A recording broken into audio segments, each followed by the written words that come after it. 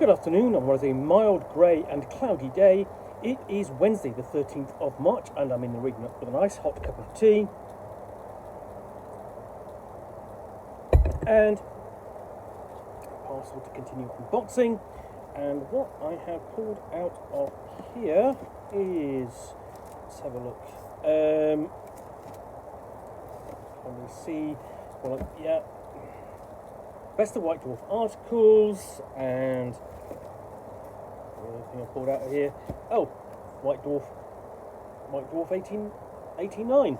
So the other thing that is in here is Best of White Dwarf Articles 3.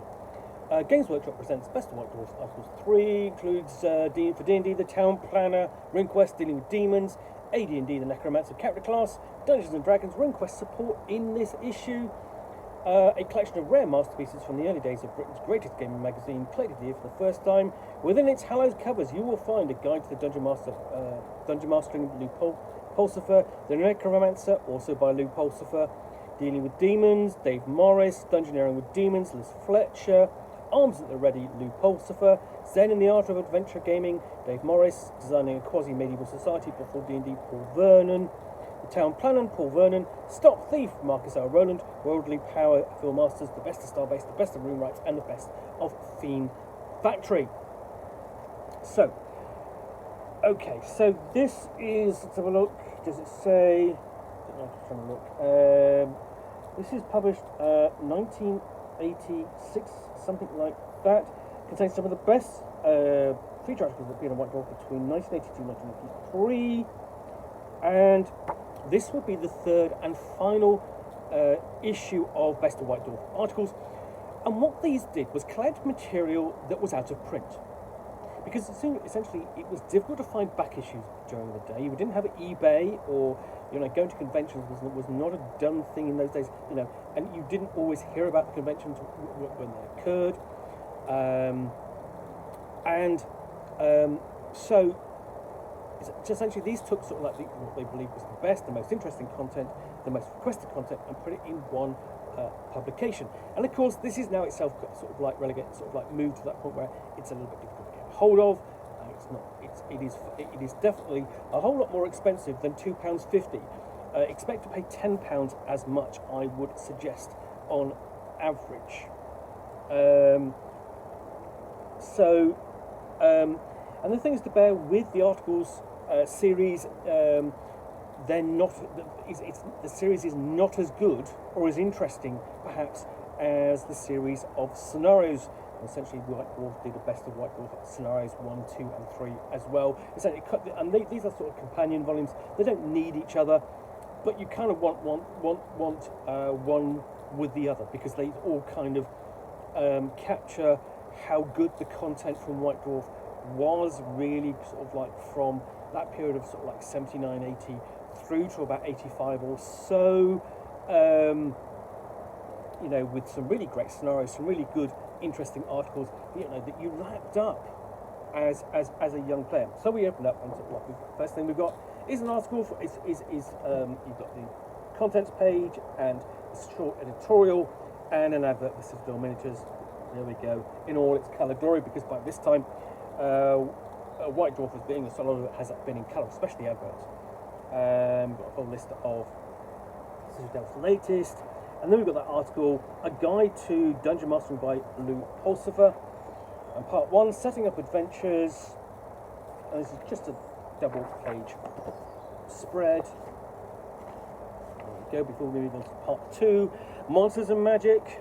So not much necessary to see, but you've got like 3 parts of a magazine series in over straight up. Advert for Talisman, the Magical Quest game, at core game £12.95, more expensive, and the expansion's £4.95, not so expensive. And then more from Liz Pulsifer, the Necromancer. I don't know how, basically, more of an NPC class than a player class, because sort of like most groups didn't really want to play with evil or someone who would, muck around with the undead or anything like that, because, necromancers were evil. Then we've got a list of all the spells and abilities of the Necromancer, and then Dave Morris, Demonology of RuneQuest, This kind of stretches, this takes this sort of like away from Glorantha per se, because it's sort of like at this point, RuneQuest itself wasn't tied to Glorantha, it was a setting for Glorantha. And then you've got the really fun sort of cartoon illustration of how to summon a mod demon. Very sort of tongue-in-cheek. Part 2, the lesser demons. So this is given full stats, and and some of these were actually given miniatures at the time, I believe.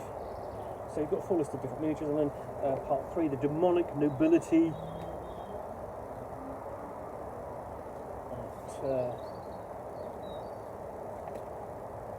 Given full stats, full details and backgrounds and so on. And then this Fletcher basically adapts these to Dungeons and Dragons, Dungeoneering with Demons. This is taking those RuneQuest demons and adapting them to Dungeons and Dragons. And I suspect they will probably find a better home there, if I'm honest. This is part of the Fiend Factory series, which is the long-running monster department for White Dwarf, and whose contents would contribute quite a lot in the early days to the pages of the Fiend Folio from TSI UK. Arms at the ready, combining the AD&D combat tables, another article by the officer, sort of giving you alternative options, sort of like handling melee combat and combining all the weapons in one tables. So lots of different tables there. So, for example, you have the scimitar table for the fighter, paladin, ranger, druid, assassin, and magic illusionist. So essentially, what this is doing here, you can see. I'm just going to show you. Just focus this thing on that. Is it takes one weapon and gives you all the full stats and details, to hit the armor class, based of course on fact 0, for each one weapon by weapon. Zen and the Art of Adventure Gaming. This looks at other options for using RuneQuest in a feudal Japanese setting, and essentially that's something that would actually happen with RuneQuest. It would actually get the 3rd edition. It would get its own Japanese box set and book. We'll then move on to Designing a Quasi-Medieval Society for Dungeons and Dragons by Paul Vernon.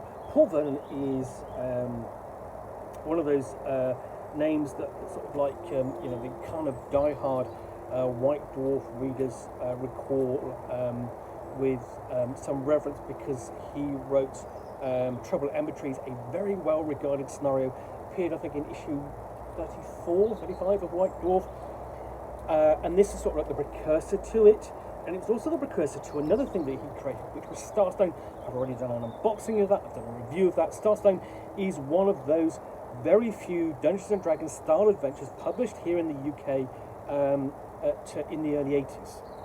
Quite rare to find, expensive, and absolutely, I keep saying this, deserving of a reprint in this day and age. There would be a demand for it. People would be really surprised to see it, and it would be really easy to adapt.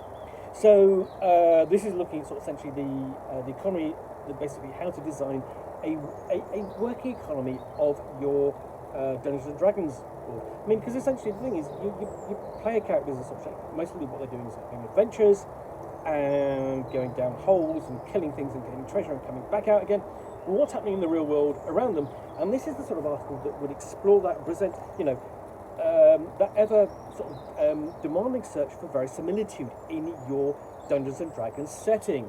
So then we're looking at, first off we looked at the economy, workers and craftsmen, what do they need to fulfill a working society? Then the mercenaries and resource owners, what do they need? Moving on to different sections of the economy. And you've got different tables in there and so on, essentially to scale it, to help you as the Dungeon Master create a world. And then again, there's a couple of companion pieces here. So with the town planning, designing and running villages.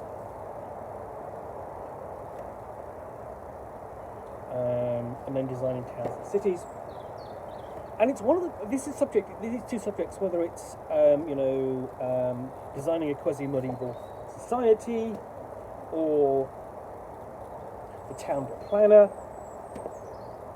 that in both cases, sort of, they're the covering subjects that would have been the subject of articles and magazines throughout this period. And both of these articles are quite well regarded, from that time.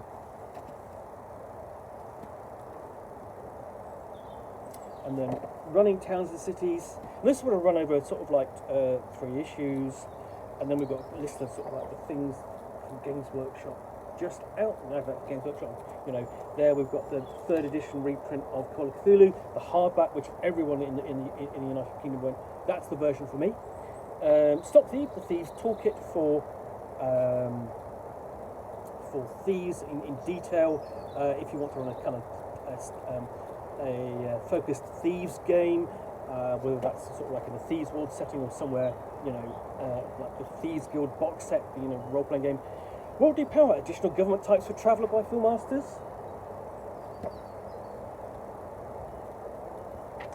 And some patrons, essentially some scenario hooks to go with each of them.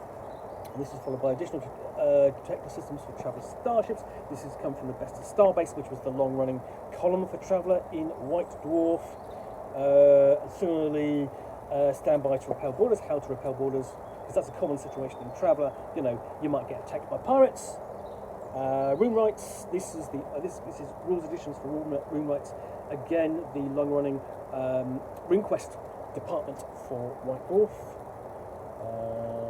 including ideas for swashbucklers, and that's actually at this time edited by Oliver Dickinson.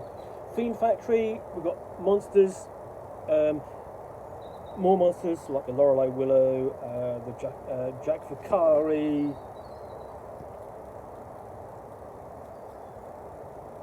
the Rusalka, the Wern, and the Goldfinger. That's the Goldfinger, and other creatures. And some of these drawings are recognisable, sort of like from Fiend Factory as well. Fairy Denizens, a new monster group from. Again from the Fiend Factory. Again, this is for Dungeons and Dragons, and so on. And the interesting thing to note, it did actually come up when the particular issue of this magazine, but where this appeared, it's sort of like where you've got the sort of like the conclusion of the puka there. A kind of different variation, and this is actually, I suppose, would have been the first time I would have kind of seen the origins of my surname in print in gaming. Because anytime you see a puka in role-playing games, I have to have a look because my surname is actually Pook, and they're both from the same. Basically, my surname is drawn from that fairy creature name. Which it's just one of the things. Advert for Warhammer products, and different adverts for shops around the country. All of which really are no more because they are dating from something like 40 years ago. And these have been all placed at the back. That's fine. And there's one I know well, Wonderwood. I used to work there, and that was my local comic shop. So there we go. And then we've got Imperial Dwarves for more Citadel miniatures. So that's White Dwarf Articles Volume 3, Best of White Dwarf Articles Volume 3. Really good collection of actually articles on sort of like medieval backgrounds and settings, which I think is worth investigating if you can find a copy. But in the meantime, a nice collected piece, and a sort of like captures a snatch of sort of like what the kind of articles you would see in White Dwarf during this period. Anyway, hope you've enjoyed this unboxing in the Nook. If you have, then please do click on the subscribe, on the like button down below. And of course, if you've got any comments or feedback, I do appreciate you taking the time to post those. And lastly, if you want to be alerted to more unboxings in the Nook, where you'll see me out here with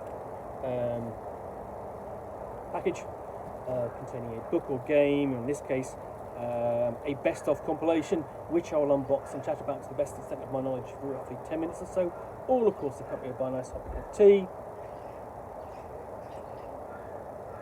then please do click on the subscribe button down below. Thanks again for watching another unboxing in the Nook. I will be back again soon with another one. Bye for now.